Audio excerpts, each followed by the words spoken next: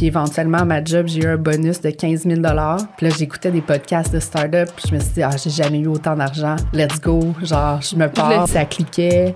S'il n'y avait pas peur de travailler avec des femmes entrepreneurs. Les prix des loyers sur la 5e avenue puis Madison, le moins cher, c'est 5 millions par mois. Ouvrir une boutique à New York, ça implique se louer un gros camion, le remplir, conduire tout seul pendant 8 heures. Romy, Myriam Maguire, les deux sœurs. Vous êtes les cofondatrices de Maguire Shoes, donc une entreprise de chaussures, de retail. Bienvenue sur Startup. Comment vous allez? Mais ça va bien. Merci de nous accueillir. On est très excités que vous soyez ici. Ça fait longtemps qu'on vous suit, qu'on voit passer. La première fois, en fait, qu'on a vu Myriam, c'était à Influence il y a 1 an et demi. Ah oui! Fait qu'elle était genre panéliste. Oui, avec Geneviève. Sur scène. Benouda. Puis là, d'ailleurs, à cette journée-là, on était vraiment allés comme recruter plein d'invités, mais on n'avait pas eu la chance de te parler. Mais c'est correct, là, 2 ans plus tard, t'es ici. On se retrouve. Et puis, on est encore plus meilleure animatrice, donc t'es là au bon moment. On a bien évolué. On aimerait comprendre un peu d'où vous venez. Est-ce que vous pouvez nous ramener en arrière pour qu'on ait une meilleure vue de les 2 femmes qui se trouvent devant nous aujourd'hui? Veux-tu que je commence? Oui, c'est toujours toi qui commence. Ouais. En fait, moi, j'ai été designer de chaussures pendant plusieurs années. J'ai travaillé comme un peu en Europe, en Italie, puis après ça, j'ai travaillé pendant presque 6 ans au groupe Aldo. Puis là, c'est vraiment là que j'ai appris, tu sais, comment faire des chaussures, dealer avec les fournisseurs, tout ça. Puis j'avais la chance de souvent même travailler avec, on l'appelle Monsieur B, là, le fondateur de Aldo, Monsieur Ben Sadoun. Donc, j'ai eu la chance d'aller avec lui dans des usines, voir comment il travaillait. Je lui posais des questions souvent sur comment il faisait pour trouver des usines dans les années 70 sans Internet. Puis là, il me disait qu'il se louait une voiture, puis il partait dans les campagnes en Italie, puis il cognait aux portes. Puis c'est comme ça qu'il a trouvé plein d'usines. Fait que, tu sais, je trouvais ça super intéressant. Fait que j'ai eu des super bons mentors. Puis, en m'année dans la chaussure, tu sais, quand j'ai commencé, là, on essaie de designer des trucs. Je rentrais chaussures rouges dans Google Images, puis il y avait 8 photos qui sortaient, là. Tu sais, il n'y avait pas d'Instagram. C'était compliqué. On allait sur les sites des brands, puis il n'y avait presque rien. Fait que j'ai commencé comme ça. Puis quand j'ai quitté en 2016, là, il y avait Instagram, il y avait les médias sociaux. Puis là, je voyais comme une possibilité de comme partir de quoi juste avec les médias sociaux puis un site web. Puis c'était à l'époque où il y avait Emily Weiss de Glossier qui explosait, qui était sur des podcasts partout. La fille de Girl Boss qui était là. Fait que là, j'étais comme, OK, tu sais, eux, ils l'ont fait dans le vêtement, dans le maquillage, mais personne ne le fait dans la chaussure. Tu sais, on appelle en anglais direct to consumer. Fait que c'est comme une business qui direct au client. Fait que j'ai vu une niche là. Puis une autre chose que je voyais, c'est que quand j'allais dans des usines, des fois, je pouvais voir des marques haut de gamme dans la même usine que des marques un peu plus bas de gamme. Puis je me souviens de demander à un fournisseur, tu sais, ça, c'est combien? Tu le vends combien à cette marque-là, qui est une très grande marque aux États-Unis? Puis il était là 20 $, puis j'étais allée à l'aéroport à Hong Kong, que j'avais vu pour 500 $ US. Fait que là, je me suis dit, OK, tu sais, il y a moyen de faire de quoi dans des super bonnes usines à un prix raisonnable pour moins cher, tu sais. Fait que j'ai comme vu une niche, puis moi, je cherchais beaucoup des produits, des chaussures entre 200 et 300 $. Parce qu'une partie de ma job, c'était de voyager à travers le monde puis d'aller voir, tu sais, tout ce qui se faisait dans la chaussure. Fait que là, je voyais beaucoup de choses en bas de 100 $, puis je voyais beaucoup de choses en haut de 500. Puis moi, mon budget avec mon salaire de designer, c'était entre 200 et 300. Je voulais juste comme une paire de bottes noires en cuir que j'allais pouvoir porter chaque jour. Puis j'avais de la misère, même si je voyageais à travers le monde, puis je faisais juste ça, magasiner des souliers, puis je pouvais en acheter pour moi aussi à travers ça. J'avais vraiment de la misère à trouver. Fait que je me suis dit, OK, tu sais, il y a une niche. Puis éventuellement, à ma job, j'ai eu un bonus de 15 000 $. Puis là, j'écoutais des podcasts de start-up, puis là, j'ai eu 15 000 $, puis je me suis dit, j'ai jamais eu autant d'argent. Let's go. Genre, je me pars. Je le fais. C'est tellement hot. Puis là, c'est là que Romy a comme un peu embarqué dans l'histoire. Dès le départ? Ouais. Ben oui, mais en fait, moi, j'étais juste une sœur au début. Fait que dans l'histoire, je suis une sœur, puis moi, j'ai étudié en communication, fait que toute ma vie, je me suis demandé, c'est quoi j'ai le goût de faire? Tu sais, j'avais le goût de toucher à tout. Quand je me cherchais ma carrière, là, je suis passée de vétérinaire à aller travailler avec les personnes âgées. Puis j'ai fini en communication à me dire, ben je sais pas ce que je veux faire, je veux tout faire. J'ai fini en communication, puis je pense que c'est un classique des gens en communication, en marketing. Là, on veut toucher à tout. Puis, ben justement, dans ma carrière, j'ai touché à tout. J'ai fait, je travaillé en cinéma, j'ai travaillé en publicité, j'ai fait des commandites, du marketing, des sites web. Fait que j'étais vraiment, tu sais, généraliste 360 en communication. Puis, je l'écoutais parler, puis j'étais comme, mon Dieu, tout ce qu'elle dit, c'est exactement dans les tendances marketing. Tu sais, tout ce qu'elle veut faire, parce qu'il y avait aussi le côté de la transparence qui embarquait, il y avait le côté de la proximité avec, tu sais, d'être proche de nos communautés, puis de partir du numérique. Puis j'étais comme, tout ce qu'elle veut faire, c'est exactement pile dans les tendances marketing de l'époque aussi. Ce que les grandes marques essaient de faire, c'est ce qu'elle essaie de faire. Puis comme consommatrice, puis là encore, elle le racontait encore aujourd'hui, puis j'étais comme, ah mon Dieu, tu sais, c'est vraiment intéressant, on le sait pas. On connaît pas ce côté-là comme consommateur. Fait que j'étais comme, moi, comme consommatrice, quand tu me l'expliques, je me sens interpellée, puis j'ai le goût de les acheter. Je suis comme, OK, je paye le bon prix, tu sais. Fait que comme consommatrice, j'ai embarqué dans son projet. Comme sœur, j'ai décidé d'embarquer dans son projet. Puis au départ, quand tu commences, tu as juste besoin de bras, tu sais. Puis en travaillant ensemble, on a réalisé qu'on était complémentaires. Fait qu'elle, elle avait toute la vision, toute la connaissance de l'industrie. Puis moi, ben, je suis une personne qui aime écrire, fait que faire le plan d'affaires, faire le site web, tu sais, gérer les clients, les services clients, tout ça. Fait qu'on a réalisé qu'on était super complémentaires dans ce qu'on aimait faire, mais aussi nos forces. Puis, ben, on a juste parti ça comme ça, dans le fond. On a ouvert un site web, on a pris le 15 000 $, on a acheté notre première production, on a ouvert un site web. Puis qu'est-ce qui se passe quand tu ouvres un site web? Rien, pantoute. C'est ça. Toi, t'étais où dans ta vie à ce moment-là? Ben, j'ai travaillé à l'Association des agences de communication créative. Donc, ça regroupe toutes les grandes agences de publicité numérique, fait que LCD, LG2, Cossette. Fait que moi, j'avais accès à tous ces présidents d'agences-là qui parlaient de marketing, de tendance. J'entendais tous les grands CMO parler de leurs enjeux. Fait que quand je disais que son modèle d'affaires me parlait, c'est parce que je voyais toutes ces personnes-là dans le quotidien parler de tendances, d'enjeux marketing, puis j'étais comme « wow ». Fait que c'est de ce milieu-là que j'ai passé 5 ans à l'association, à côtoyer les meilleures agences, puis à apprendre d'eux, justement. Fait que tout mon learning de marketing vient aussi de ces années-là. Puis c'est ça, puis tu sais, les gens se disent peut-être 15 000 $ c'est beaucoup, mais oui. Quand tu te pars en affaires, c'est vraiment pas beaucoup. Non, c'est rien, là. Avec 15 000, ouais. Finalement, j'ai pu acheter...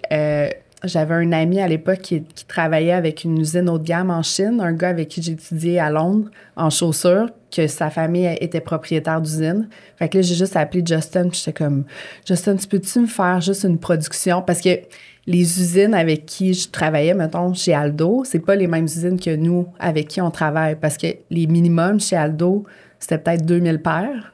Puis, tu sais, 2000 paires, c'est beaucoup, beaucoup d'argent. À ce jour, on fait pas 2000 paires pour un style, une couleur. Là. Vous faites moins? On fait moins. Tu sais, fait que là, c'est énorme, 2000 paires comme en chaussures. Là. Wow! Puis, moi, je cherchais des usines qui pouvaient faire 100 paires. T'sais, fait que 100 paires, ça se vend quand même bien. T'sais, à ce jour, on achète souvent encore des styles 100 paires. Des fois, qu'on veut tester des trucs, 70 paires. T'sais, fait que, ça vous donne de la flexibilité. Oui, ça donne de la flexibilité, puis tu te retrouves pas pris avec des stocks que tu dois mettre en solde. Fait que ça, c'est important pour nous. Fait que bref, j'avais appelé Justin, il m'a fait une production, mais la production, c'était 200 paires, 2 couleurs. Fait que c'était un sneaker, 200 paires, 2 couleurs, un noir, un blanc, puis ça coûtait 15 000 $. Fait que là, mon 15 000, déjà, je l'avais plus. Fait que j'ai acheté cette paire-là. Puis là, ben moi, j'ai travaillé à temps partiel pendant presque 1 an et demi, 1 an et demi à peu près, jusqu'à temps qu'on décide d'ouvrir une boutique. Puis que là, ben il fallait que je sois assise dans la boutique, fait que je pouvais plus travailler. Mais ouais, je faisais comme 3 jours semaine pour quelqu'un d'autre. Je faisais des souliers pour quelqu'un d'autre, puis j'allais en Chine pour lui, puis je développais une marque. Puis on avait des clients aussi en wholesale. Puis les 4 autres jours de la semaine, je travaillais sur mon projet. Fait que là, ça me permettait de payer mon loyer, puis de faire mon projet en même temps. Puis Romy, elle, c'est pendant peut-être 2 ans. Oui, moi, j'ai passé 2 ans à travailler lundi au vendredi, 9 à 5, un travail régulier. Puis je finissais mon travail, mettons, à 5 heures. Au centre-ville, je descendais sur l'autobus sur Saint-Laurent, puis je débarquais, puis j'allais faire mon chiffre en boutique. J'allais closer les jeudis, vendredis, parce qu'elle avait passé sa journée en boutique. Fait qu'on a vraiment commencé comme ça, tu sais, en gardant nos vies, mais vraiment adapté un peu quand même. Mais moi, je travaillais dans la boutique samedi, dimanche. On se faisait chacun un chiffre. On avait chacun un jour de week-end, puis un soir, puis on a bâti juste comme ça, en ouvrant la porte. Parce que là, je disais, le site web, on l'ouvre, il se passe rien. C'est ça. Mais ce qui se passe, c'est quand même les gens sont comme... On a eu un article dans la presse, là, puis on a commencé à voir. On a commencé au souk à la SAT, qui est comme un marché de Noël là, de designers. Puis c'est là qu'on a vu le traction. En un week-end, on a vendu plein de chaussures. Je me souviens, à l'époque, on avait genre 200 personnes sur Instagram. Fait que, puis tout le monde nous demandait, OK, mais où est-ce qu'on peut essayer vos chaussures? Puis c'est ça, vendre des chaussures en ligne, c'est qu'il y a... Au début, là, dans l'acquisition, les gens veulent essayer les chaussures. Le choix de la taille, c'est difficile en chaussures. Là. Les vêtements, c'est difficile, mais une chaussure, c'est encore plus difficile. Là. On est toujours entre deux pointures. Fait que c'est là qu'on s'est dit, on va ouvrir une petite boutique parce que les gens veulent essayer. Puis là, on a trouvé un local. On a ouvert la petite boutique parce que Romy avait passé presque 2 semaines dans un container sur Saint-Laurent au Festival Mural. Fait que, tu sais, imagine, essayer de vendre des produits haut de gamme dans un container. Ouais. C'était vraiment difficile. Ça là, je voyais pas. les Non. gens arrivaient et étaient comme, ah, c'est beau. Puis là, il y a de la musique, il y a de l'ambiance. C'est comme, je vais pas essayer aujourd'hui, merci. Où est-ce que je peux essayer vos chaussures une autre fois? Puis là, j'étais comme, C'était plus comme une vitrine, là. Fait que j'ai vu, encore une fois, les gens étaient intéressés par le produit, mais le contexte de l'expérience client marchait pas pour nous dans un container, là. Fait que c'est là qu'on s'est dit, OK, il faut avoir un lieu pour que les gens puissent venir essayer nos chaussures dans un meilleur cadre que les pop-up et tout ça. Puis c'est là comme toujours, on est toujours très chanceux. On a trouvé un local qui était adjacent à la lunetterie Voskin sur Saint-Laurent. Maintenant, c'est devenu leur atelier, mais avant, c'était notre boutique qui était là. Ils nous ont sous-loué un espace. Puis quand on a ouvert, puis on avait juste des échantillons. Fait qu'on n'avait rien à vendre. Puis je me souviens, on était dans la boutique, puis les gens étaient comme, ça, c'est ça. On avait 2 produits. Oui, on avait notre 2 Snickers en noir et blanc. Puis ensuite, on avait des échantillons qui s'en venaient dans 3-4 mois. Fait que là, on était comme, oui, ça, je l'ai juste en 38. Voulez-vous l'essayer? Puis je peux vous mettre sur ma liste d'attente. Puis je vous contacte quand il arrive, tu sais. On attend la livraison. Puis on a commencé comme ça à se bâtir une clientèle, une personne à la fois. Puis tu sais, pour moi, le retail, c'est pas magique. Puis le commerce de détail, c'est pas magique. Là. On les gagne un après l'autre, le client. Puis nous, c'est vraiment ça notre histoire. Les clients, on les a eus un après l'autre. Puis on en prend soin, puis ils reviennent. Parce que c'est ça qui est le fun dans des chaussures. On a plusieurs besoins de chaussures. C'est pas juste une fois dans notre vie. Fait que voilà. Fait que c'est pas mal ça, les débuts. Mais une question, puis... Est-ce que plus jeune, vous auriez imaginé faire carrière ensemble? Avez-vous toujours été complices ou non? Bien, moi, j'aurais imaginé faire carrière dans la chaussure parce que je voulais faire ça depuis que j'étais très jeune. Puis je voulais... On dirait que j'étais comme, je veux avoir mon entreprise. Puis à un moment donné, quand j'étudiais à Londres en chaussures, je me rendais compte que, OK, tu sais, je pourrais peut-être pas y arriver parce que tous les gens avec qui j'étais, soit leurs parents étaient propriétaires d'une usine. Fait que là, c'est sûr qu'eux, il y avait une longueur d'avance. Une longueur d'avance sur moi, où leurs parents avaient beaucoup d'argent. Puis là, moi, j'étais venue avec comme des prêts. Je partageais mon appart avec 8 personnes. Tu sais, comme, c'était pas... Ça, c'était de la grande passion, là. C'était pas t'es né dedans. C'était comme, ça. Je veux absolument faire ça. On était enfants, puis elle voulait faire ça. T'sais, on vient pas du tout du milieu de la mode, du détail et tout ça. Puis, tu sais, je pense que ma mère, c'est 6e année, son souvenir, du début de... les chaussures, designer des chaussures, dessiner des chaussures, 6e année. Fait que, tu sais, moi, je l'ai toujours vu, puis je me suis toujours dit, un jour, elle va se lancer dans sa marque. Tu sais, pour moi, c'était comme pas une surprise quand elle a dit, bon, mais c'est maintenant que je le fais. J'étais comme, oui, tu sais, c'était 30 ans, là, le bon vieux 30 ans, t'as le goût de faire ce que tu veux. Mais, fait que c'est ça. Fait que pour moi, c'était pas une surprise, parce qu'elle a toujours voulu faire ça. Puis elle a la personnalité. Ça me fait penser à Cam, parce qu'elle aussi, Camille, est coiffeuse, puis depuis qu'elle a eu sa première paire de ciseaux à 8 ans. Ouais, fait que, fou, mais tu sais, à 5 ans, c'est la première fois que je l'ai dit, puis à 3 ans, je le disais. Mais je l'ai toujours dit, mais ça a toujours grandi, fait ça. Mais j'ai grandi, par contre, dans ma famille. Mes grands-parents, il y avait un magasin de distribution de produits de coiffure. Puis je me faisais garder là de maternelle à 6e année. Au lieu d'aller au service de garde, moi, j'étais dans la boutique. Fait que moi, je suis née dans le shampoing, là, je veux dire, j'ai nagé dedans, là, comme ça fait partie de mon ADN. Un métier que tu commences jeune, t'as dû commencer comme à... 16 ans. À 15 ans, en fait. Surtout si t'as toujours voulu faire ça. Ben écoute, ton secondaire. Je me souviens qu'en secondaire 2, j'ai été porter mon premier CV chez Confidence à Sherbrooke parce que j'étais écœurée du secondaire puis je voulais coiffer. Fait que ça a toujours fait partie de mon ADN. C'est la même chose à 16 ans, à travailler déjà. Puis là, tu sais, nous, on était comme encore à l'école. C'est ça, ben oui, c'est une autre vie un peu. Mais une passion comme ça qui se cultive avec plusieurs... comment je peux dire ça, tu sais, il y a beaucoup de sacrifices que tu as fait pour ta passion. Tu sais, c'est beaucoup moins accessible que la coiffure, là. Tu sais, puis la question qui me vient en tête, c'est comme, là, tu disais que tu avais la boutique, puis tu continuais de designer pour d'autres. Comment tu cultives cette créativité-là? Ben, tu sais, moi, Ça, c'est drôle, cette question-là, parce que quand tu la regardes créer, t'es comme... C'est vraiment ça, le contexte de création. Tu sais, les gens imaginent qu'elle se met de la musique classique, puis qu'elle crée, mais c'est pas du tout ça. Quel est le contexte de création? Ben, souvent, on dirait que pour rester assis, pour que je me concentre, j'écoute souvent des trucs de reality TV, là. L'autre fois, j'écoutais les Real Housewives, puis là, je regarde ça, puis je dessine en même temps. Mais c'est juste on dirait pour pas que je fasse rien d'autre, parce que sinon, t'es comme, je vais me lever, je vais... T'écoutes quelque chose qui occupe ton cerveau. Fait quand ou des podcasts. Comme je dois sortir la collection, elle s'assoit dans un bureau, dans la salle de conférence avec un TV genre de réalité, puis là on est comme dérangez-la pas, elle écoute ses émissions, ça veut dire qu'elle dessine. Ben voyons donc, c'est incroyable. Elle est là avec ses écouteurs, puis là elle fait des dessins, puis là c'est beau là. C'est tout un après l'autre, elle les sort, puis je suis comme alors voilà le contexte de création. Donc t'es rendu capable des ponts. Mais c'est vraiment mais il y a quand même une méthodologie là, tu sais, quand t'es designer professionnel si on veut, ben t'as pas le choix de, tu sais, chez Aldo, je pouvais faire je sais pas moi 1500 sketchs par année. Puis j'allais 4 fois par année en Chine. Puis à chaque fois qu'on allait en Chine, je corrigeais peut-être 250 échantillons. Fait que pour moi, en ce moment, nos collections, c'est comme une quarantaine de SKU, là, une quarantaine de styles à chaque saison. Fait que pour moi, en faire 40, je peux en faire 20 par jour, là, à peu près. Fait que tu sais, ça va quand même vite. Fait que c'est 5% de mon temps. Fait que je fais encore les sketchs, mais là, après ça, il y a Florence dans notre équipe qui, elle, fait tout le reste. Fait qu'elle prend le sketch, elle fait des specs, elle écrit aux usines, tu sais, elle fait tout le reste du développement. Mais je fais encore la portion sketch. Puis quand tu fais des sketchs à la main, tu peux aussi en faire dans les usines. Parce que quand tu es dans l'usine, tu sais, des fois, tu n'as pas le temps avec ton ordi de faire des choses. Fait que c'est pour ça qu'on faisait tout à la main. Fait que c'est encore...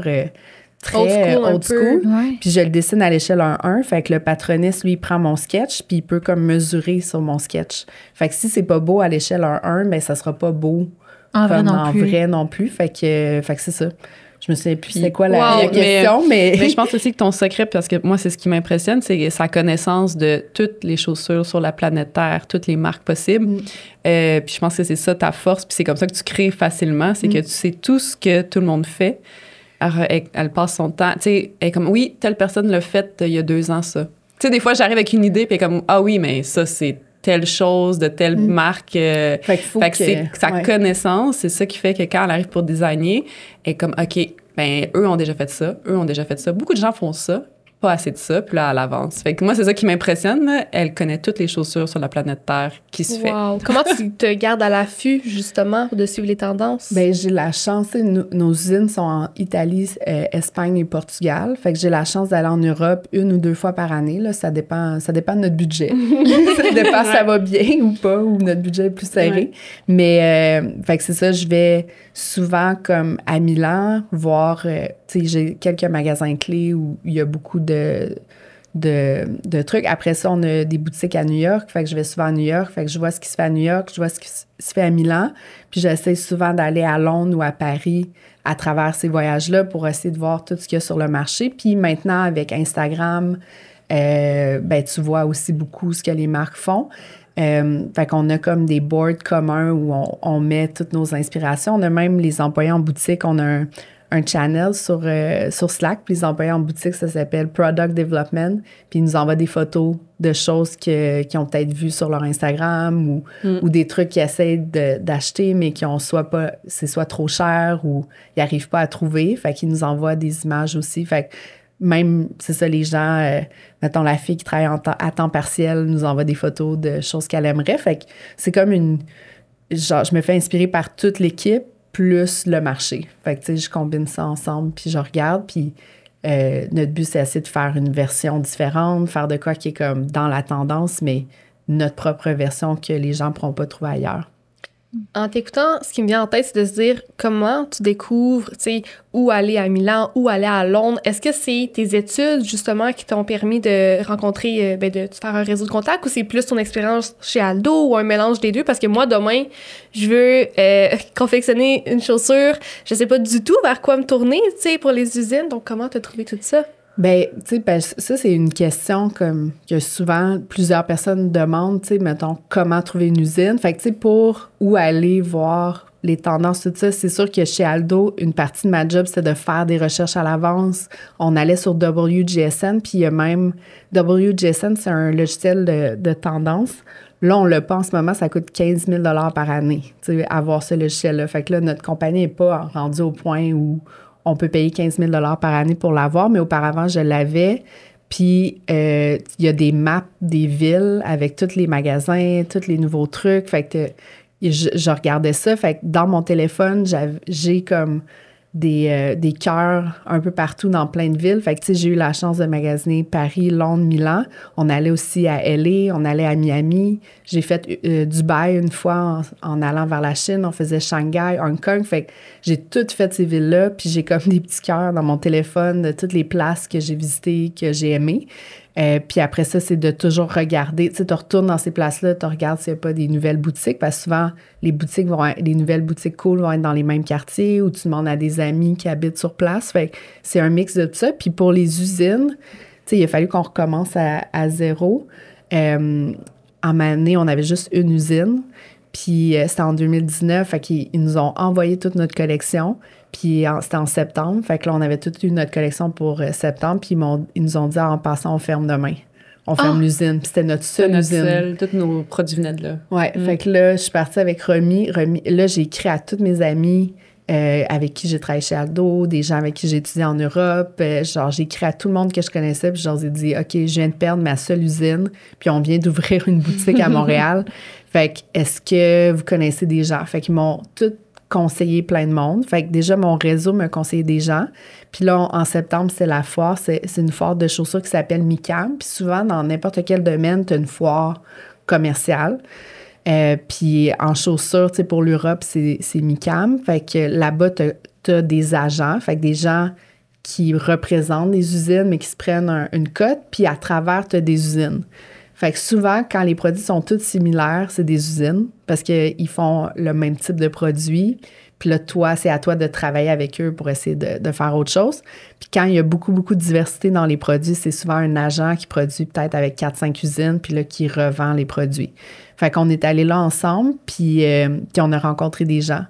Puis là, c'est là que, tu sais, si ça cliquait, s'il n'y avait pas peur de travailler avec des femmes entrepreneurs, parce que, tu sais, c'est la chaussure pour femmes, c'est principalement, tu sais, des hommes dans la cinquantaine, italiens, portugais encore ou espagnols. aujourd'hui. Ouais. Oui, les manufactures, là, c'est traditionnel, là, c'est des familles, c'est des hommes. C'est souvent des hommes. Tu sais, il y a très peu de femmes qui sont propriétaires d'usine. La seule qu'on a, c'est que son mari est décédé, puis c'était lui le propriétaire, puis elle a repris l'usine. C'est la seule femme qu'on a qui est propriétaire d'une usine. Fait que c'est très masculin. Fait qu'on voulait s'assurer de travailler avec des gars qui n'ont pas peur de travailler avec des filles, puis que ça clique. Fait que c'est comme ça. Fait que ça, c'est une manière, aller à la foire, parler à différentes personnes. Puis quand tu as travaillé dans le domaine, ils sont comme, ah, OK. Puis là, ils te laissent plus de chances que si tu arrives puis tu n'as pas d'expérience. Parce que c'est ça, je voulais rajouter. Tu sais, moi, j'étais à ses côtés, mais j'étais complètement perdue. Tu sais, venant pas du milieu, genre, j'en revenais pas de voir la quantité de gens, de marques, de manufacturiers. C'est immense. Fait que comment trouver lesquels sont bons là-dedans? Tu sais, il y en a des bons, il y en a des moins bons, puis il y en a des excellents. Nous, on veut les excellents. Puis je la suivais, puis j'étais comme, OK, puis là, tu sais, fait que ça prend quand même de l'expérience avant d'aller là, parce que moi, j'aurais pas été capable de trouver les bonnes personnes. Puis aussi, l'autre défi, c'est que souvent, ils vont pas parler anglais. Ils vont parler portugais, italien. Puis Myriam a appris l'italien à travers le temps. Fait qu'elle parle italien, fait qu'on réussit à se faufiler comme ça. Mais, tu sais, il y a aussi le fait qu'on est jeunes. Fait qu'il y a le fait qu'on est des femmes, mais aussi qu'on était jeunes à l'époque. Vous l'êtes encore! Mais tu sais, on avait début de trentaine, puis je me souviens, anecdote, on était en train de faire des achats, de dire, OK, tu sais, on pourrait faire ça avec vous, tout ça. Puis c'était des femmes qui étaient devant nous, puis on a juste besoin d'aller penser à nos choses, on va vous reconfirmer les commandes. Puis elle était comme, oui, vous allez devoir le demander à vos boss. Puis on était comme, ah non, c'est nous! Et puis là, les deux filles, là, ils n'en revenaient pas qu'on était comme propriétaires de notre compagnie. Fait que, tu sais, il y a aussi, je pense qu'au Québec, on est chanceux au Canada, tu sais, on peut partir des entreprises, être jeunes, être des femmes, tu sais, comme, c'est là nous, on le prenait pour acquis, mais ces femmes-là étaient impressionnées qu'on soit des femmes jeunes qui aient une compagnie propriétaire d'une compagnie. Je pense que c'est surtout Europe versus États-Unis, Canada. Là. Oui, c'est ça. C'est une des raisons pourquoi je suis revenue au Canada puis aux États-Unis, c'est que je trouvais qu'à 25 ans, j'avais plus d'opportunités ici qu'en Europe. En Europe, c'est très hiérarchique. Fait que, mettons, je travaillais pour Benetton, United Color of Benetton. Puis là, je voyais que c'était juste des gens mi-trentaine qui commençaient à faire des voyages d'affaires. Parce que là, tu sais, ils avaient attendu leur tour, puis là, c'était à eux. Tandis que quand je suis arrivée chez Aldo à 25 ans, je pense 2 mois après mon arrivée, ma boss m'a amenée en Chine avec elle. Puis on est partis en Chine ensemble à 25 ans. Fait que là, je me disais, ça, c'est pas des opportunités que j'aurais eues en Europe. Fait que c'est pour ça, en Europe, c'est un peu plus old school. Fait que quand ils voient des jeunes qui se partent en affaires, ils sont comme... Puis ils comprennent pas. Oui, puis tu sais, le milieu aussi des startups Québec est super généreux. Tu sais, on a accès aux gens facilement. On peut parler à des mentors facilement. Tu sais, souvent, quand on parle justement à nos employés aux États-Unis, puis on leur dit « Ah, on a reçu telle aide, tu sais, ou on est dans tel réseau. » Tu sais, ils sont impressionnés du nombre de ressources qu'on a quand même au Québec. Mais pour revenir aussi, tu sais, Myriam a toute l'expérience Aldo, mais ce que moi, j'observe dans nos employés, c'est que qui sont plus jeunes, qui commencent leur carrière, souvent, ils vont être capables d'être super pertinentes, super intéressantes parce qu'ils sont juste curieuses. Puis, ils connaissent les tendances. Ils sont sur TikTok puis sur Instagram. Ils suivent les influenceurs. Ils découvrent à travers les influenceurs des marques. Fait que, tu sais, je pense que il y a le chemin que Myriam, elle a toute son expérience où aller magasiner, tout ça. Mais la bonne nouvelle, c'est qu'en 2024, tu as aussi accès à tout ça en ligne. Fait que quand tu commences ta carrière, d'être juste super curieuse, de suivre des marques, tu sais, de rentrer et de dire, OK, c'est quoi les marques que vous aimez, vous? Puis ensuite, de partir de là. Puis souvent, ben, les employés qui sont plus jeunes, qui commencent leur carrière, arrivent, sont comme, avez-vous vu telle marque? C'est cool. Puis on les connaît pas. Puis ils peuvent participer à la conversation. Fait que, tu sais, je pense que c'est de pas oublier aussi quand on commence en mode. Puis moi, je viens pas du milieu de la mode. Fait que c'était mon grand learning, c'est de regarder ce que les autres font. Puis d'être curieux parce que ça bouge vite. Mais c'est là, tu sais, c'est disponible. Fait qu'il y a les gros logiciels qui coûtent cher, dont Myriam parlait, mais il y a aussi les médias sociaux qui sont à la portée de n'importe qui est curieux puis qui se lance là-dedans. Bien d'accord avec toi. Puis là, tantôt, vous parliez un peu du processus de création et vous avez mentionné sortir 40-50 modèles par saison. Donc, c'est beaucoup, moi, je trouve. Ça m'a comme... Est-ce qu'on peut parler un peu de, justement, le cycle de production, de nouveaux modèles, comment ça se passe, les quantités, parce que ça m'a aussi surpris tantôt que tu dises qu'il y a 2000 quantités dans les chaussures, c'est beaucoup. Je m'attendais pas à ça. Fait que plongeons un peu dans cette partie-là des chaussures. Mais tu sais, pour te donner une idée, des fois, j'ai fait du wholesale pour Target, puis on produisait 350 000 unités. T'sais, ça, c'est vraiment des grosses commandes. C'est extrême. Puis là, nous, on est de l'autre côté complètement où, tu sais, mettons, mon fournisseur, il me dit, moi, quand tu me donnes un style, 300 paires, puis comme 100 paires par couleur, je suis super content.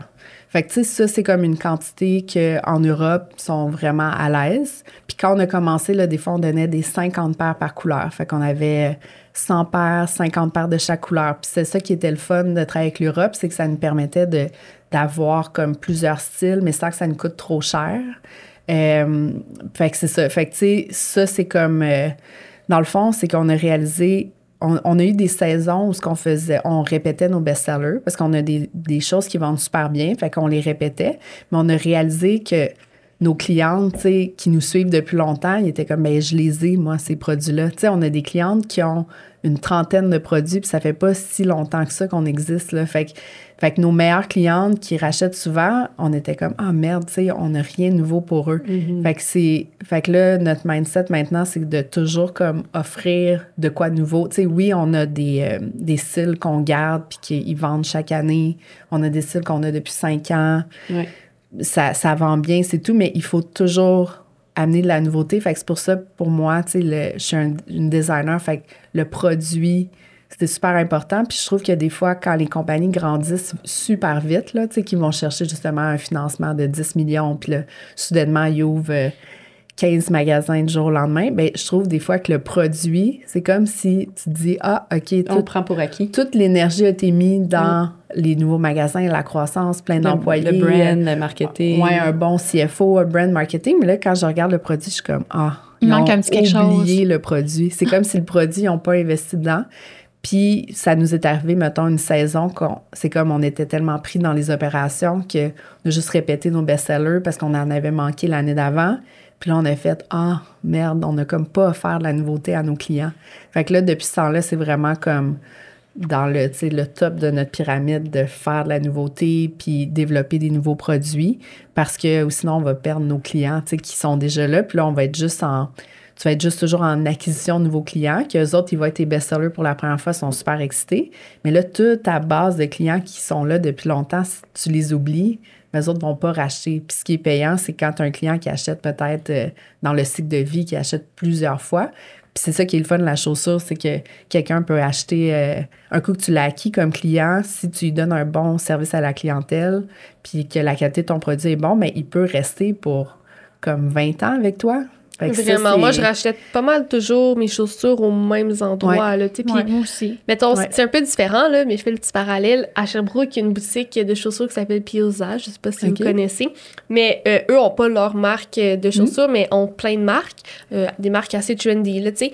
Mais moi, je suis super fidèle à cette boutique-là qui offre, oui, différentes marques, mais parce que, justement, j'aime le service, j'aime leur choix de chaussures, la qualité, puis tout ça.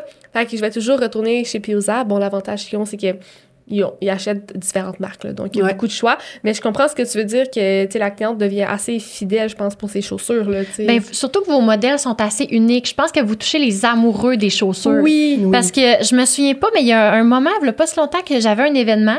Je me souviens que je regardais sur votre site. Je pense que c'était pour notre shooting. J'avais regardé sur votre site, puis tout ça. Puis on dirait que moi, je pensais à vous comme consommatrice dans un moment. Oui. Mettons, beaucoup, parce que vos créations sont quand même différentes. Sont colorées. Oui, c'est beau. C'est sûr que votre clientèle est différente, je pense, qu'une clientèle autre qui recherche toujours la même chose, pareil, égal, peut-être aussi. On vend beaucoup pour des occasions, puis les bottes. Tu sais, comme l'hiver ou genre... Oui, bien, on est deux catégories. Tu sais, on est dans l'investissement. Tu sais, tu vas t'acheter une belle paire de bottes en cuir noir, confortable, comme Myriam disait, là, celle que tu portes à tous les jours. C'est nos meilleurs vendeurs. Tu sais, c'est ce que tu te vois porter à tous les jours. Puis après, on est aussi super bon dans tout ce qui est spécial. Tu as une occasion spéciale, que ce soit un mariage, un photoshoot, tu veux te démarquer, bien, c'est sûr qu'on a des souliers pour que ça soit le petit quelque chose que les gens vont remarquer dans ton look. Fait qu'on a comme les deux credos qu'on performe super bien. On a des bottes d'hiver, justement. La botte d'hiver, on est prêt à investir parce que... Mais oui, ça dure longtemps. L'hiver, c'est long. On le sait, puis c'est plate d'avoir froid aux pieds. Fait qu'on a développé cette gamme de produits-là où c'est une botte d'hiver qui n'a pas l'air d'une botte d'hiver. Là. Pour nous, on a même commencé avec ça. Là. On était petit, puis c'est ce qui nous a un peu... Notre premier moment qu'on a fait, on est un peu viral. C'était une botte d'hiver qui n'avait pas l'air d'une botte d'hiver. Donc, tout en cuir avec du mouton à l'intérieur qui sont chaudes. Puis, elle était fabriquée à Montréal. Puis, on avait eu un petit moment, notre premier moment viral, là, tu sais, qui était comme « wow ». Faire ses impôts, c'est rarement une partie de plaisir, sauf quand une entreprise d'ici simplifie tout pour toi.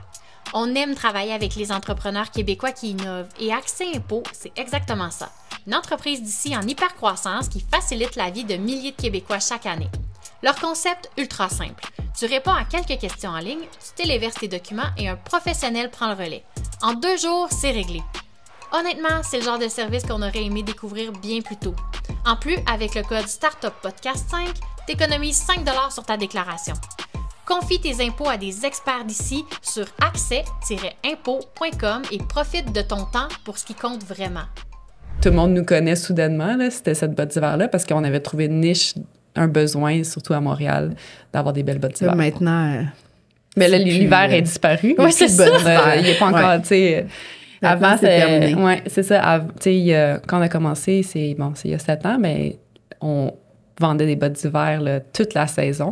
Puis maintenant, on les lance là tu sais. Ah ouais, ça va moins. La saison a tellement changé. Les hivers sont plus ce qu'ils étaient. Toutes les compagnies qui font de l'hiver, je pense que je lisais Canada Goose renvoyer quelque chose comme 600 personnes l'année passée, mais parce qu'il n'y a plus d'hiver. Hey, c'est fou! Fait que, tu sais, parce que là, mettons, un manteau d'hiver fait au Canada, t'es prêt à payer 800 $ quand il est fait au Canada, puis que tu sais que l'hiver va durer de octobre à mars, là, tu te dis, OK, c'est un bon investissement. Mais quand l'hiver dure de janvier à la moitié de février, là, t'es comme, mais tu sais, je vais toffer mon manteau mi-saison pendant un petit, tu sais, je vais avoir froid 1 mois et demi ou 2, puis je vais être dans ma voiture, puis ça va être correct.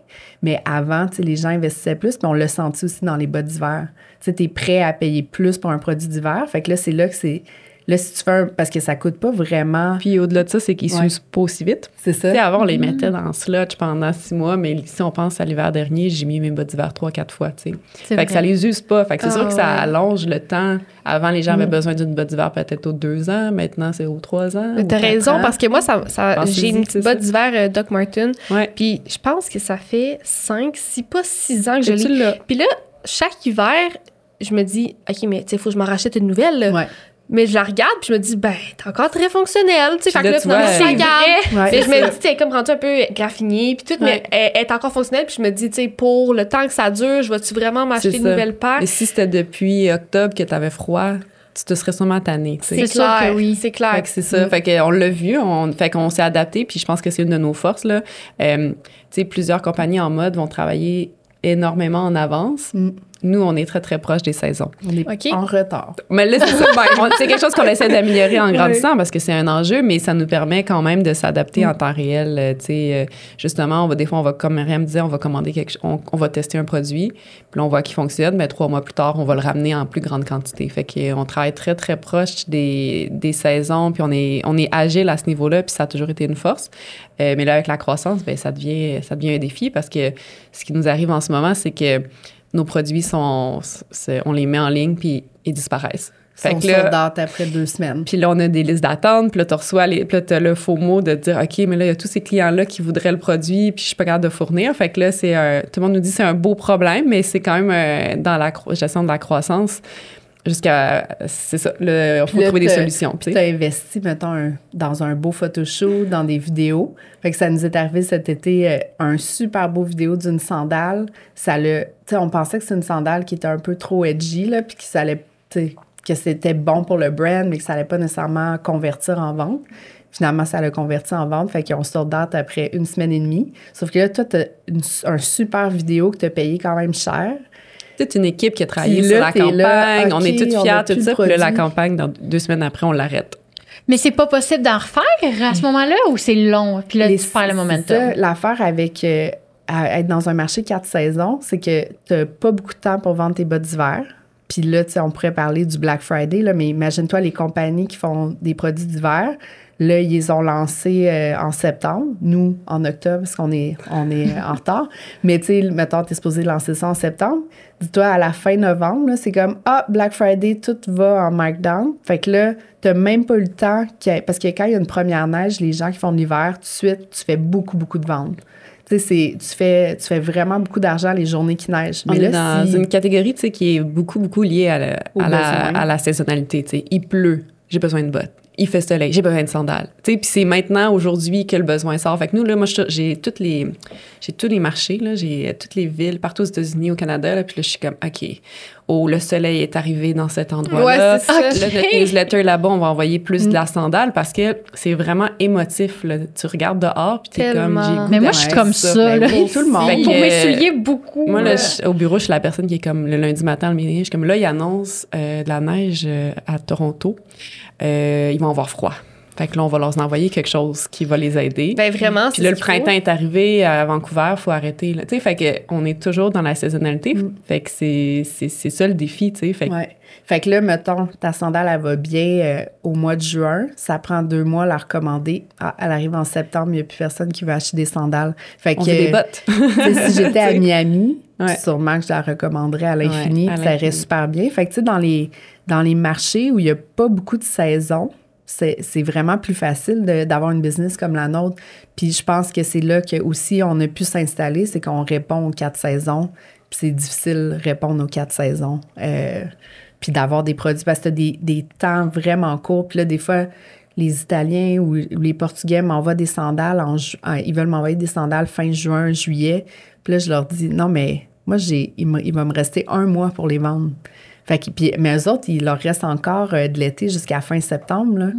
Fait que c'est ça qui est challengeant, dans le fond, d'avoir une business au Canada. Ah non, c'est clair. Puis ça m'apporte à un autre sujet. Vous êtes assez transparente, on en a parlé un peu, mais même sur vos plateformes, sur votre site, par rapport au prix de vos chaussures, de vos chaussures, comme quoi, justement, vous êtes plus abordable que les autres compagnies qui vendent peut-être le même standard de qualité. On peut dire ça comme ça, tu sais. Dans le fond, tu sais, moi, je choisis mes usines quand il y a des marques haut de gamme qui produisent là que moi, j'adore, mais que je peux pas m'offrir. C'est pas mal toutes mes Est-ce qu'on peut avoir des Okay. exemples? Moi, j'aimerais comprendre, parce que tu as travaillé chez Aldo. Est-ce que vos chaussures sont qualité Aldo ou sont qualité XY marque haut de gamme? Je pense que je peux te donner un exemple parce que c'est des marques qui écouteront jamais, je pense, le podcast. Ils parlent pas notre langue non plus, mais tu sais... Mais dans le fond, c'est quand on va dans la manufacture. Parce que quand on va dans les shows, ils sont comme... Tu sais pas. Mais Myriam, comme elle connaît les produits, mais elle reconnaît des formes. Et comme ça, je l'ai vu sur telle marque. Non, fait qu'elle a on des voit doutes. les marques carrément. Même dans les shows? Oui, ben oui. Ils les cachent pas. Ben, ils Dis-nous les disent secrets. souvent. Oui, Fait que, c'est tu sais, ça. Fait que, Fait que c'est mettons... ça. Mais quand on va dans la manufacture, là, on voit toutes les boîtes empilées des grandes marques qu'on aime. Là. Fait que, tu sais, Mais je peux vous donner tu sais, l'exemple de Duro. Je sais pas si vous connaissez cette Non, marque-là. moi.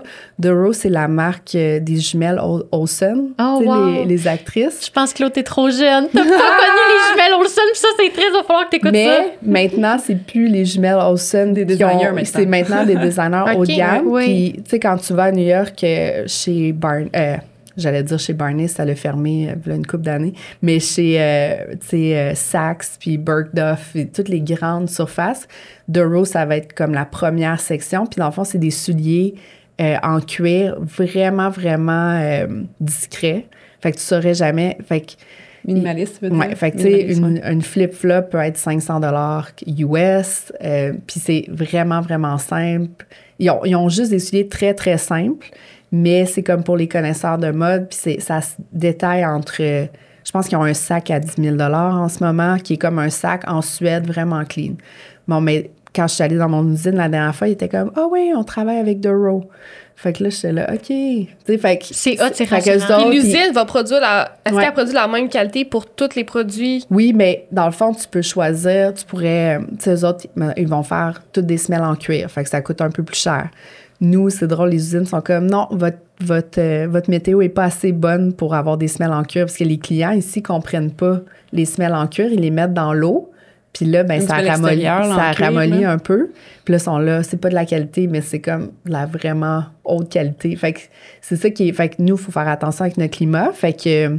Mais tu sais, il me disait l'autre fois, regarde, j'ai fait ce soulier-là pour tel brand. Il dit, tu sais, je le vends 24 € comme je le vends à toi. Mais eux autres, ils le vendent 500. Puis là, je suis comme, ouais, moi, je l'aurais vendu, mettons, à 24 €. Là, t'as les douanes, t'as le transport, tout ça. J'aurais peut-être vendu 175. Mais eux autres vont le vendre 500 parce qu'ils sont dans le wholesale traditionnel. Mais tu sais, Peut-être Ah. expliquer c'est Ouais, quoi c'est le ça, wholesale j'allais demander traditionnel, parce ça. que des fois, nous, on est comme, c'est clair, mais... Fait que, tu sais, comme, par exemple, ben, mon usine au Portugal fait Gagny, tu sais, par exemple. Fait que ça, c'est une marque importante. On a plein, tu sais, toutes les marques cool du moment, je les ai à quelque part dans mes usines. Fait que ça donne une idée. Puis, dans le fond, le wholesale, c'est... tu sais, nous, on disait au début, on est le direct-to-consumer, donc on est sans intermédiaire. Fait qu'on a la manufacture, il y a nous, puis ensuite, il y a le client. Fait qu'on va vendre directement dans nos points de vente et sur notre site web. Donc, on est manufacture, nous, fait qu'on a les coûts de production, on a nos coûts à nous. Voilà. Après ça, les autres joueurs, ben s'ils ont un réseau de détaillants, donc s'ils vont aller dans des magasins à grande surface, ils vont vendre dans des petites boutiques, ben là, ces gens-là aussi ont besoin d'une cote sur le prix de vente. Fait que là, la manufacture, la marque, puis ensuite les détaillants. Fait que le détaillant va se prendre une cote. Puis c'est là où ça fait monter les prix. Fait que ça, c'est une des raisons pourquoi nous, on peut être un peu moins cher, c'est qu'on a enlevé cette cote-là qu'on donne à un détaillant. On a pris cette décision-là. Il n'y a pas de place pour un détaillant dans notre modèle de Souvent, prix. c'est 50 Oui, là. C'est des grosses marges, là. C'est ça, exactement. C'est 50 à 60. Fait que, tu sais... Ouais. À chaque palier. Ouais. Fait que, tu sais, C'est ça. le brand, lui... Fait que le détaillant va faire 50 à 60, mais le brand, lui, il peut faire... Il faut qu'il fasse un minimum au moins de 20 %. Mais il peut faire aussi 75, il peut faire 80 s'il veut. Si sa Du marque prix de vente ou du profit? Du profit. Fait que, tu sais, mettons, lui, il l'achète 20 €. Ben, dans le prix de vente, tu sais, sa portion dans le prix de vente, là, mettons. Mais si t'en prends plus, ça monte le prix, tu sais. C'est ça. Fait que, tu sais, la marque, elle peut faire ce qu'elle veut. Fait que ce qui se passe avec toutes les marques haut de gamme, c'est qu'ils ont la notoriété, ils ont le marketing, ils ont tout ça. Fait que eux autres, on ne sait jamais, tu sais, cette portion-là qui se prennent. On sait que le détaillant final, il s'est pris entre 50 et 60 %. Fait que, tu sais, la boutique que t'aimes à Sherbrooke, pour qu'elle puisse survivre, il faut au moins qu'elle se fasse 50 %. Comme nous, d'ailleurs, on fait... À 50 %, là, c'est normal. Là, c'est pas oui, c'est comme pour les payer des shampoings, employés. C'est super normal. Des fois, les gens sont comme c'est beaucoup, mais non, c'est vraiment ce qu'on quelqu'un a besoin. 50 % même, des fois, c'était un peu bas. Fait que, nous, on avait commencé à 50 %, puis là, quand on a ajouté des employés, tout ça, là, on a monté notre marge à 60 %. Puis ça, c'est juste notre marge à nous parce qu'on doit payer des magasins, des employés, tout ça. Fait que même chose pour les grandes surfaces. Eux autres aussi ont leur magasin à payer. Elles sont souvent dans des places où ça coûte plus cher. Fait qu'il faut qu'ils payent tout ça. Fait que 50 à 60. Mais le brand en dessous, c'est là qu'on sait pas, eux, ils se prennent comment. Fait qu'il y a des brands qui produisent dans des usines vraiment bien, vraiment haut de gamme, puis leur prix est vraiment juste par rapport à la qualité qu'ils offrent. Mais il y a aussi des brands qui vont se dire « Ah, ben moi, je vais aller au Bangladesh, puis, tu sais, c'est pas grave. Puis genre, ma brand a la notoriété pour mettre la marge que je veux. » C'est là où il n'y a aucune manière de savoir. Ouais. Tu sais, le produit que tu as devant toi... C'est pas écrit sur la chaussure produit. Ben, il va avoir le pays d'origine, mais encore là, le pays d'origine, il faut faire attention parce que, tu sais, si on prend la Chine, il y a des super bonnes manufactures en Chine, puis il y en a des moins bonnes.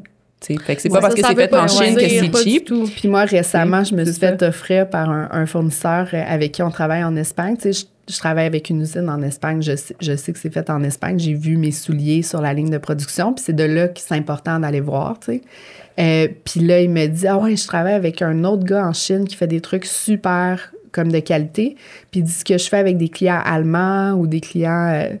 des clients allemands, je pense. Il dit « J'amène toute la Chine. » Puis là, il dit « Là, on met notre logo Made in Spain ici. Puis là, je l'importe directement de l'Espagne à l'Europe. Fait comme ça, il n'y a pas de douane parce que c'est à l'intérieur de l'Union européenne. » Fait qu'il était comme, je peux faire ça pour toi aussi. Fait que, tu sais, quand t'entends parler des tarifs de Trump sur la Chine, ce que ça le fait, c'est que moi, je connais des gens qui envoient des produits de la Chine au Bangladesh. Puis là, ils font « Made in Bangladesh », mais il a été fait en Chine.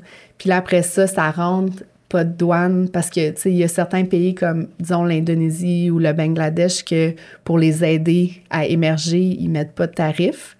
Fait que là, les gens, dans le fond, ils envoient les produits où ça donne. Fait que le tag, il veut plus rien dire. Le tag veut plus rien dire. Puis c'est là que, tu sais, c'est pas super bon pour l'environnement, faire le tour de la planète pour sauver comme je sais pas combien d'argent en douane. Fait que c'est pour ça qu'à chaque fois que j'entends parler de tarifs, je suis comme les gens vont trouver des manières d'aller autour. Puis tu sais, j'ai vu dans des usines de lunettes, tu sais, où ce qu'on fabrique nos lunettes pour... où ce qu'on fabrique nos lunettes fumées. J'ai vu qu'eux font des lunettes que c'est marqué dessus « Made in Italy ». Puis là, ils font tous les morceaux. Puis après ça, ils l'envoient en Italie. Puis là, c'est mis dans la boîte en Italie. Et ça compte comme un « Made in Italy ». C'est ça. Fait que, tu sais, c'est vraiment dur pour le consommateur là, de savoir la qualité devant eux. Tout ça, mais je pensais que tu allais parler de notre anecdote. Récemment, on a regardé toutes nos manufactures. Oui. On a regardé les profits. Parce que, tu sais, souvent, on est comme Chine. Ils vont en Chine pour faire de l'argent, pour le profit, tout ça. Puis là, on a regardé toutes nos manufactures. Puis les produits sur lesquels on faisait le moins de profit parce que ça nous coûtait plus cher, c'était la Chine, tu sais. On fait un espadrille... on fait un sneaker en Chine parce en Chine, ils sont bons pour faire les espadrilles. Puis c'est ça. Fait que, tu sais, on est allé en Chine pas parce que on va faire plus de profit sur celui-là, c'est parce que c'était eux qui étaient les meilleurs pour faire le produit qu'on voulait faire. Ben oui, j'en doute pas. Fait que, tu sais, mais c'est l'ancrage mental, il faut se l'enlever. C'est bon de parler de ça. Mais on n'a pas l'accès. Tu sais, comme là, on vous en parle, mais comme consommateur, là, tu vas en ligne puis tu essaies de trouver cette information-là. Comme sur en magasinant. Tu sais, même des fois, c'est dur de savoir en ligne c'est fabriqué où, là. Fait que on n'a pas l'accès comme consommateur. Puis quand on a commencé il y a 7 ans, la transparence, on était comme, on va pas trop miser là-dessus parce que tout le monde va le faire puis ça ne sera plus un événement de distinction. Tu sais, on va se faire avoir, là, tu sais, tout le monde va le prendre, la transparence. Puis là, récemment, on a eu 7 ans plus tard, rien n'a changé. Personne n'a pris le credo de la transparence. Personne n'est plus transparent. Il n'y a rien qui a bougé parce que c'est compliqué, puis ça demande du travail, tu sais. On peut pas être comme, on va le monter un peu celui-là, tu sais, parce qu'on monte nos prix de production. Fait que, c'est juste drôle parce qu'il y a 7 ans, on se disait, tout le monde va faire ça, c'est l'avenir. Puis 7 ans plus tard, personne n'a avancé. Ouais. Il y a quelques marques locales, des fois, qui le font parce que je pense que c'est bien aussi pour les marques locales d'expliquer le prix d'un produit fait ici, tu sais. C'est dur de comprendre pourquoi c'est plus cher. Fait que là, quand tu vois tout le détail, t'es comme, OK. Ben, c'est ça, les petites marques le font pour essayer d'expliquer pourquoi. Mais les grandes marques, c'est... Oui, avec la notoriété, ça vaut quasiment pas la peine pour eux. Puis, d'après mes recherches, vous êtes aussi en vente chez certaines boutiques, Simons, Anthropologie, Nordstrom, c'est ça? Oui. Bien, en fait, ça, c'est un concept qui est nouveau. Fait que, tu sais, moi, j'ai fait du wholesale, j'ai vu tous les problèmes qu'il y a aussi avec le wholesale parce que, imagine, puis on l'a vu aussi pendant la pandémie, imagine que 70% de ton chiffre d'affaires vient de Simons, par exemple. Ou de l'extérieur. Ou de l'extérieur. N'importe quel, parce que c'est tous les détaillants, c'est un peu la même chose. Tous les détaillants, tu sais, mettons que 70, parce que là, on vend sur Simons puis Nordstrom, mais mettons que je faisais du wholesale avec eux, puis 70% de ma business était avec eux. Si eux, du jour au lendemain, sont comme tu sais, ça marche pas pour... C'est plus ce qu'on veut. Puis c'est correct, là. C'est ça, exact. Ça veut dire que je perds, comme, faut que je renvoie la moitié de mes employés. Fait que j'aimais pas l'idée d'être dépendant de un fournisseur ou 2 fournisseurs, puis d'avoir une relation où je vais être comme, OK, je vais baisser mon pourcentage. Tu sais, tu veux tout leur donner en année. Fait que là, moi, j'aimais pas cette relation-là. Fait que c'est pour ça qu'on a commencé un client à la fois, puis qu'on a eu nos magasins. Puis pendant la COVID, ça nous a aidés parce qu'ils savaient déjà qu'il fallait acheter nos produits direct sur notre site et non sur le site de quelqu'un d'autre. Parce qu'il y a beaucoup de gens qui avaient des produits sur avec des grands détaillants, puis le détaillant fermait ses portes. Fait qu'ils ne pouvaient plus vendre les produits, tu sais. Pour être honnête aussi, quand on a commencé, c'était difficile parce que pour se faire connaître, c'est difficile. Tu sais, quand tu commences, tu n'as pas de communauté, tu n'es rien. Puis tu as le goût d'aller voir des grands détaillants parce que c'est de la publicité. Ouais. Puis fait que ça, c'était un de nos enjeux au début. Puis on a tenu bon, on a continué notre modèle d'affaires.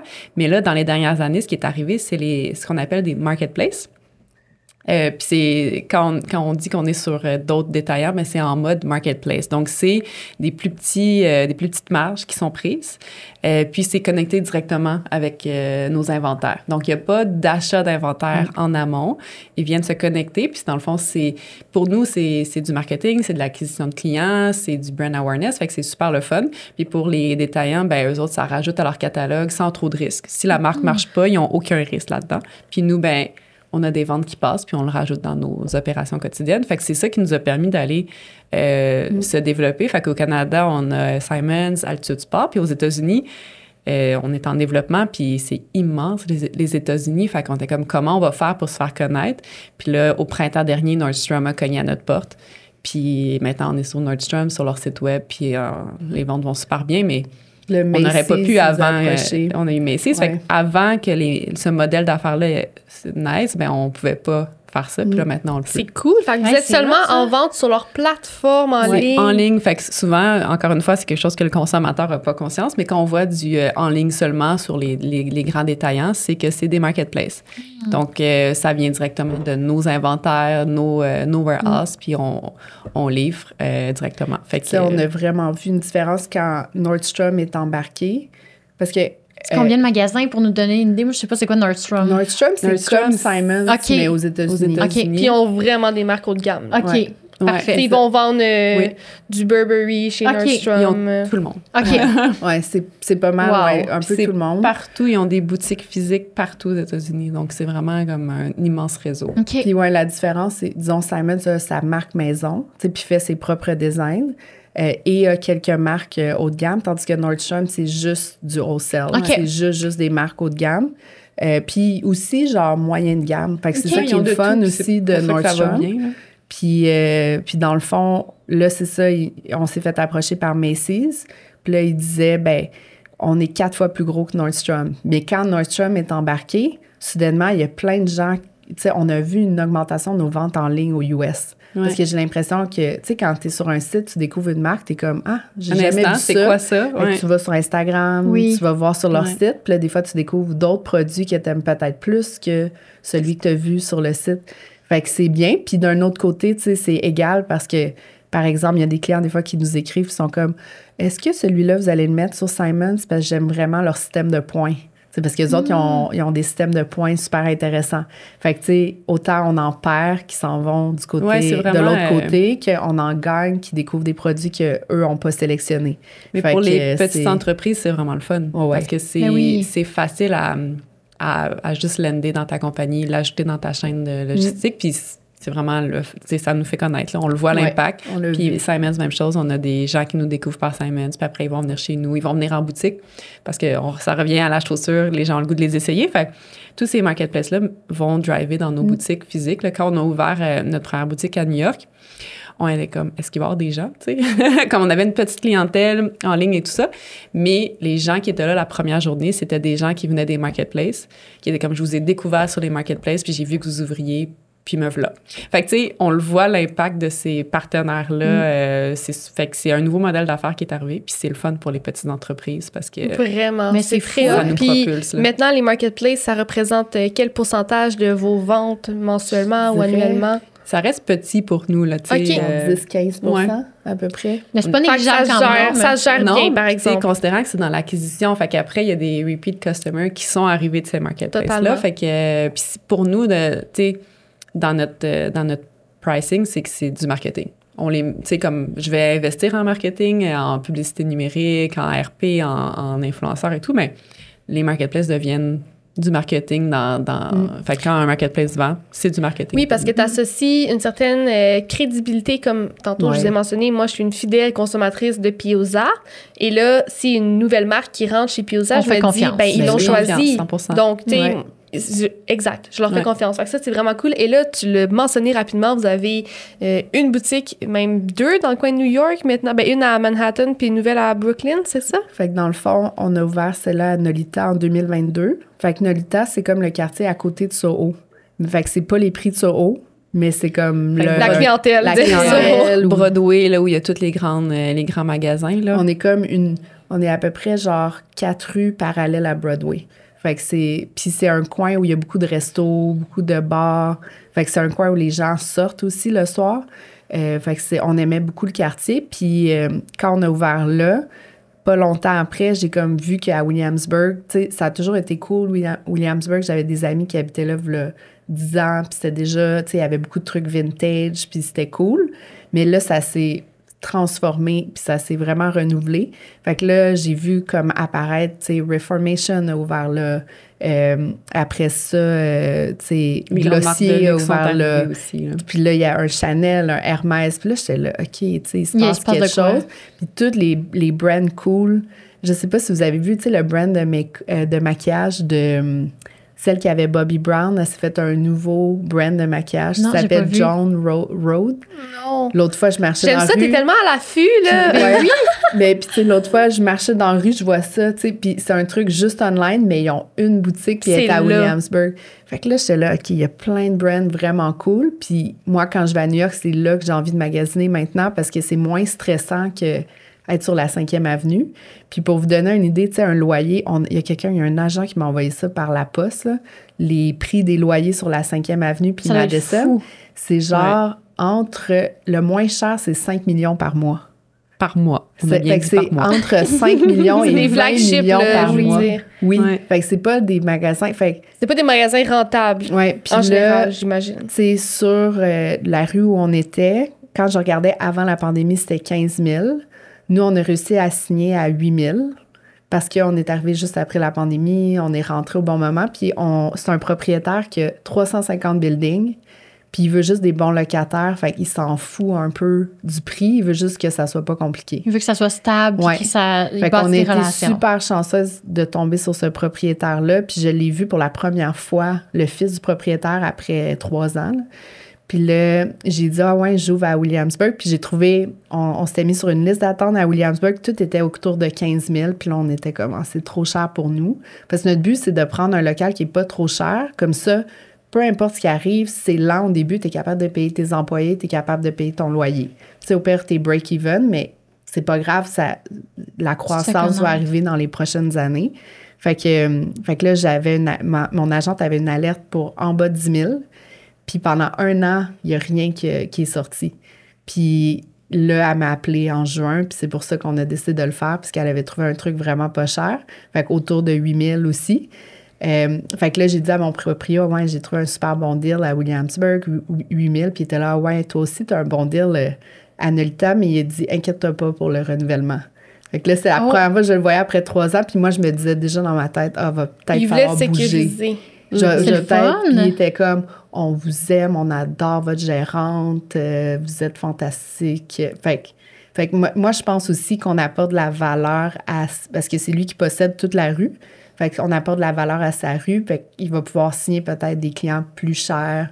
Parce que nous, on est là, puis on fait un peu d'ambiance. Fait que c'est vraiment...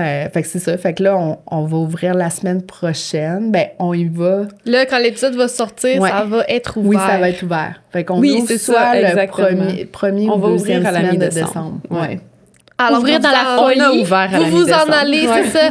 Vous vous en allez à New York pour vivre ça. C'est malade. Ouais. Genre, je trouve ça fascinant de voir à quel point cet univers vous permet de voyager, du moins avec beaucoup de Myriam. Oui, c'est ça. Il faut se rappeler que moi, je suis à Montréal avec l'équipe. L'équipe voyage plus que moi, en fait. Avec mon neveu et ma nièce. Parce que moi, j'ai des enfants, puis c'est ça aussi qui est le fun. Myriam n'a pas d'enfants. Moi, j'ai des enfants. Fait que nos modes de vie font aussi que elle peut voyager, puis faire tout ça, puis faire avancer la compagnie, là, parce que, tu sais, on parle de magasinage, tout ça, ça a l'air glam, mais ouvrir une boutique à New York, comme là, ça implique se louer un gros camion, le remplir, conduire tout seul pendant 8 heures. Tu sais, le nombre d'allers-retours qu'elle fait. Dans les 6 voies des autoroutes de New York. C'est ça, le nombre de fois qu'elle fait des allers-retours en 2 jours, 8 heures de char tout seul avec un podcast. C'est pour ça qu'elle écoute beaucoup de podcasts. Mais elle est toujours en train de conduire.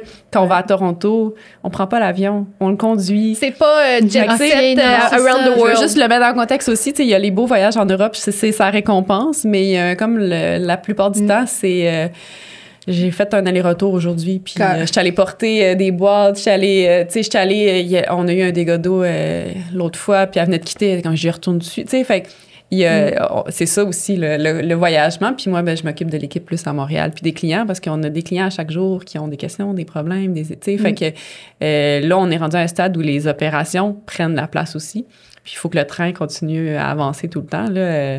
Fait que on se sépare aussi comme ça, les territoires. C'est drôle, quand on a ouvert à New York, il y avait un espèce de vieux concierge, puis là, il se disait, les 2 petites filles. Les deux filles, là, qui arrivent, tu sais, ils roulaient des yeux. Ouais, puis là, on avait fait venir 130 boîtes, je pense. Parce qu'une boutique de chaussures, il faut remplir ça de boîtes de chaussures, puis déplacer des boîtes de chaussures, c'est nous. C'est pas glam. Fait que on avait fait venir un gros camion, tu sais, qui avait pris le stock à Montréal puis qui l'avait amené ici, à New York. C'est nous puis l'équipe qui a mis les boîtes dans le camion. Ouais. Puis après, on a conduit, puis c'est nous qui a accueilli les boîtes. Mais ça, c'était une livraison spéciale de notre première grosse livraison. On l'avait fait venir par un... Fait que nous, on était déjà à New York, puis on attendait les boîtes. Fait qu'on attendait les boîtes toute la journée. C'est arrivé. Il y avait 130 boîtes. Ils ont juste toutes mis sur le trottoir parce que les gars qui ont des palettes, là, ils sortent la palette sur le trottoir et sont comme, voilà. Oui. Rentre là où tu veux. Rentre là. Fait que nous, on défaisait toutes les palettes. On a défait, genre, je sais pas combien de palettes. On a mis 130 boîtes devant la boutique sur le trottoir. On a une photo. Puis après ça, on les a toutes rentrées une par une. Juste nous deux. Dans le sous-sol. Puis notre storage à New York, il est loin, là. Fait que, puis je pense qu'il y a Romy... Cochron qui passe... Je pense que Romy était enceinte, fait qu'il fallait qu'elle fasse attention dans la manipulation des choses. Oui, j'étais enceinte, c'est vrai. Ouais. J'ai l'air d'être enceinte 10 fois, là, mais wow, j'étais enceinte la deuxième fois là aussi. Fait que là, elle la portait, tu sais, avec le trolley. Puis là, moi, j'ai pris les 130 boîtes, puis je les ai toutes marchées dans un long corridor, je les ai amenées. Fait que là, quand le concierge a vu ça, il a comme... Il a changé d'idée. Vous avez gagné en crédibilité. On a gagné son respect. Il nous a pas aidé une fois. Il nous a regardé les déplacer les 130. Puis tu sais, nous, c'est ce qu'on fait depuis le début de la compagnie, là. Puis quand on a fini, il a comme fait... Puis à partir de ce moment-là, il a commencé à nous aider, puis à être comme, hey, vos boîtes, je m'en occupe. Tu sais, parce que nous, on était à Montréal, on fait livrer des miroirs, des choses, tout ça, puis il était comme, j'ai vos choses, je m'en occupe. Là, il a commencé à être super, puis il est devenu un allié, tu sais, mais... Wow, tu vous avez fait vos preuves. Ouais, c'est ça, tu sais, à ce concierge-là, mais c'est ça le côté d'une entreprise, puis je pense que tout le monde qui a une start-up ou une entreprise en développement, tu sais, on voit toujours le beau côté dans les podcasts, là, tu sais, le glam, tout ça, mais la vraie vie, c'est qu'on met des gants, puis on déplace des boîtes dans le warehouse, puis tout ça. Mais après ça, vu que tu es à New York, ben il y a aussi tout l'aspect comme célébrité. Il y a tout ça que tu vis pas nécessairement à Montréal. Puis l'autre fois, je défaisais des boîtes de mon auto. Puis là, il y a un gars qui vient me voir, puis il me demande, c'est quoi le nom du restaurant à côté? Puis là, je le regarde, puis je me dis, hey, on se connaît. Tu sais, puis là, c'est d'où donc on se connaît? Je me dis, on se connaît, on est-tu comme, Là, je comprenais pas, on a-tu déjà été des amis? Fait que là, je dis le nom du restaurant, puis là, il s'en va. Puis là, je suis là, c'est le comédien dans House of Dragon, puis dans The Crown, 2 séries que j'ai écoutées, tu sais, il s'appelle Matt Smith. C'est celui qui fait Prince Philip dans The Crown.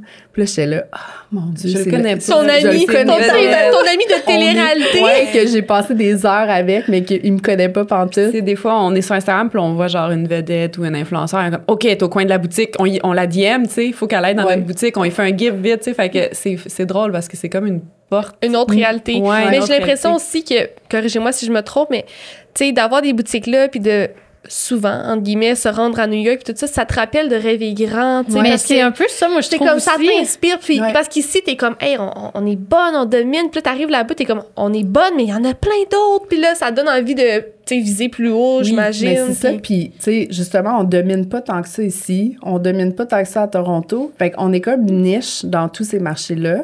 Puis on dirait qu'on aime ça être un brand niche parce que, tu sais, un brand qui très exclusif. Puis pour nous, on a peur de faire ça puis ça.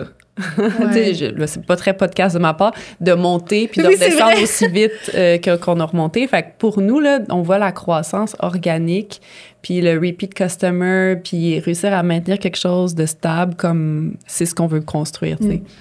Parce que c'est dangereux en mode d'avoir un très grand succès. Exactement. Surtout même avec un modèle. Peut-être qu'il y a un modèle qui peut popper, là, vous vous mettez à produire en fou, puis après ça... Ou tu sais, t'es très populaire, puis après ça... Tout le monde est tanné. Tout le monde est tanné de ta marque. Puis moi, comme consommatrice, quand il y a une marque qui commence à ouvrir des magasins à tous les coins de rue, je suis comme, mais ça perd la valeur. Quand tout le monde l'a, moi, ça... un offre totale. Les chaussures, là, c'est l'aspect sur lequel je suis le plus comme en ce moment, en ce que je vous en parlerai après l'épisode, mais j'ai le gros problème de ne plus trouver une chaussure toute blanche parce que j'ai l'impression que toutes les chaussures blanches que je vois qui sont en mode, tout le monde les a. Puis moi, quand tout le monde l'a, ça m'écoeure. Je le veux plus. Fait que c'est exactement ça qu'on fait attention. C'est le struggle du moment. Les chaussures blanches. C'est ça, puis n'importe qui aime la mode. Ouais, tu vois, oui, exactement. C'est pour ça qu'en faire 100 paires, puis en diviser dans 4 boutiques, plus online, ben là, tu sais, les gens qui achètent nos produits, ils arrivent pas au bureau, puis il y a 50 personnes avec le même produit. Fait que je trouve ça le fun d'être un secret bien gardé, ou qui se partage quand même. Un secret qui se partage, mais je pense que vu qu'on renouvelle nos trucs, ben c'est ça. Ben c'est clairement pour les gens un peu plus raffinés. Tu sais, je veux dire... Qui aiment ça. Qui aiment ça, qui sont des amoureux des chaussures. Moi, ça me fait penser à un bon vin. Tu sais, genre, tu as le goût de le faire découvrir, mais pas à du monde qui aime pas ça, le vin. Ouais. Tu sais, fait que là, vos chaussures, c'est comme... avec ton vin nature à tes beaux-parents, ça se peut qu'ils soient comme... Ah, ben, exactement. Fait que mettons comme, là, ta belle paire de chaussures Maguire, t'arrives dans ton souper d'amis, mais tu vas le partager avec ton ami qui connaît la mode, qui aime ça. C'est avec elle que t'as envie, naturellement, je pense, de partager ça. Là. Puis, tu sais, c'est drôle que tu parles du vin, parce que c'est vraiment, nos chaussures, c'est comme le vin. OK. Récemment, on faisait ce parallèle-là. Ah, c'est vrai, c'est drôle, ça m'a vraiment pas fait ça. T'as sûrement dû déjà entendre que, tu sais, mettons, les vins qui sont 15 $, tu sais, ils se font un grand profit dessus. C'est souvent des grosses compagnies qui ont ces vins-là. Puis là, des fois, quand tu mets un 5 $ de plus puis que tu vas dans l'espace cellier, ben ça se peut que tu aies un vin qui va être 3 fois mieux fait dans une petite place, mais il est juste 5 $ de plus. Oui. Fait que c'est un peu ça, notre affaire. Oui, parce qu'un bon vin, c'est pas nécessairement plus cher, là. C'est ça. Tu sais, ben, c'est mais plus cher, fois, mais pas quelques dollars plus cher. Des fois, c'est quelques dollars qui va faire que ça change tout. Fait que c'est un peu comme ça avec nos chaussures, c'est que tu as beaucoup de trucs à 150, mais si tu payes 50 $ de plus, tu as un truc fait en Europe à 150, tu as un truc fait on sait pas où, peut-être en Asie. Mystère et Puis, boule de hop, gomme. Puis là, tu payes 50 ou 70 de plus, puis tu as un truc que tu sais qui vient vraiment de l'Europe, qui est fait dans des bonnes conditions, Tout en cuir aussi. qui est unique. Fait que c'est là que je trouve qu'on est un peu comme le vin. Vraiment. Très intéressant. Myriam, Romy, merci d'être venue sur Startup. C'était vraiment le fun. Puis je pense qu'on aurait pu continuer Oui, parler, oui. Tellement. de parler Passé longtemps. vite. Il y a comme plusieurs questions qu'on n'a pas abordées, mais qui sait peut-être que ce sera pour un futur épisode l'année prochaine. Mais on vous souhaite beaucoup de succès, bonne ouverture. Ben là, quand les gens vont l'écouter, Ouais, ça va être ouvert. Et on invite les auditeurs à se rendre sur le site de Maguire Shoes, visiter si ça vous intéresse. C'est des très beaux modèles. Puis on vous souhaite une belle continuité. Merci beaucoup.